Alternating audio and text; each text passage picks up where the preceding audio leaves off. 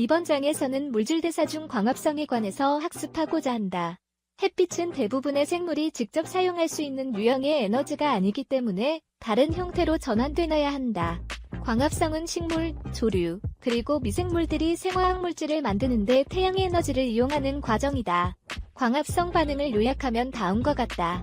생물들은 광합성 산물을 만들기 위해 특성화된 색소 분자를 사용하여 태양으로부터 에너지를 포획한다.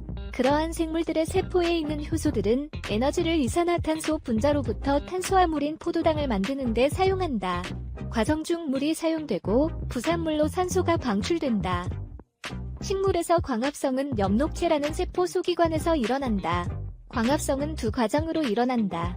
즉, 명반응과 탄소 반응이다. 첫 번째 과정인 명반응은 광자로부터 에너지를 포획하고 그 에너지를 ATP와 네프 분자를 합성하는 데 사용한다.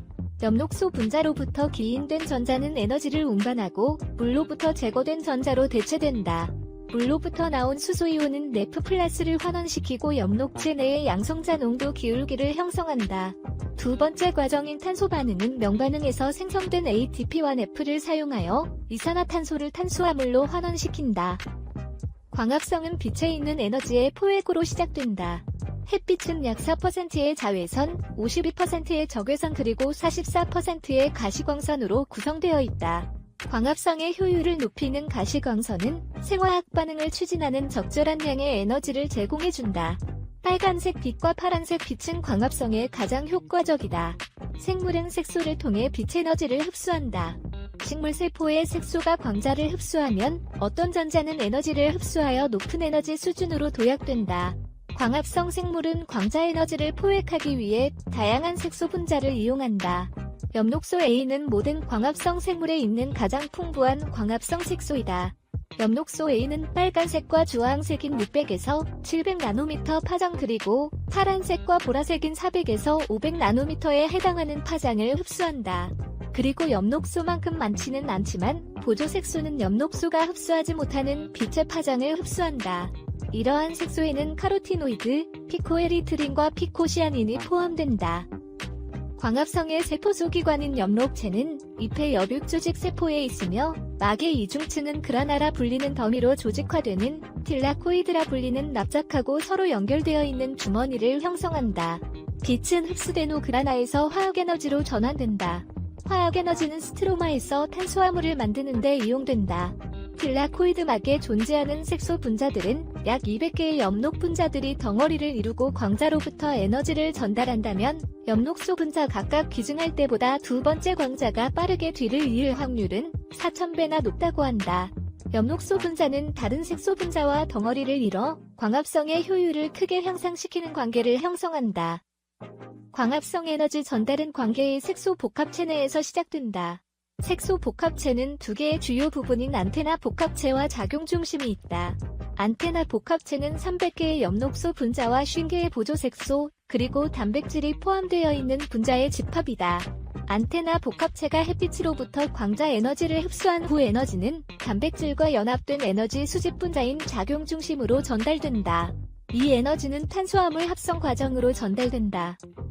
광합성 생화학 반응은 크게 명반응과 탄소 반응로 구분된다. 먼저 명반응을 세부적으로 살펴보자. 명반응은 딜라코이드에 묻혀있는 단백질 군집에서 일어난다. 두 종류의 군집은 관계이고 이들은 전자 전달계인 군집의 산재에 있다. 광합성은 관계2의 색소 군집에서 시작된다. 관계2의 색소 분자는 햇빛의 광자 에너지를 흡수한다. 흡수된 에너지가 전자를 들뜨게 만드는 엽록소 A 작용 중심에 도달할 때까지 한 색소 분자로부터 다른 색소로 전달된다. 전자를 쏘시랑 엽록소 A 분자는 빛 에너지가 물 분자를 산소와 양성자로 분해할 때 물로부터 얻은 전자로 대체된다. 즉 태양 에너지는 관계2의 엽록소 분자에 의해 포획되고 물 분자로부터 떼어낸 전자에 전달된다. 에너지가 풍부한 전자는 전자전달계를 구성하는 일련의 운반체를 통해 관계원으로 전달된다. 전자가 매번 전달될 때마다 적은 양의 에너지가 제거되어 양성자를 틸라코이드 안으로 펌프질하는 데 사용된다. 이때 틸라코이드에 의해 수소이온 농도 기울기가 사라지면 ADP의 인산이 첨가되어 ATP가 형성된다.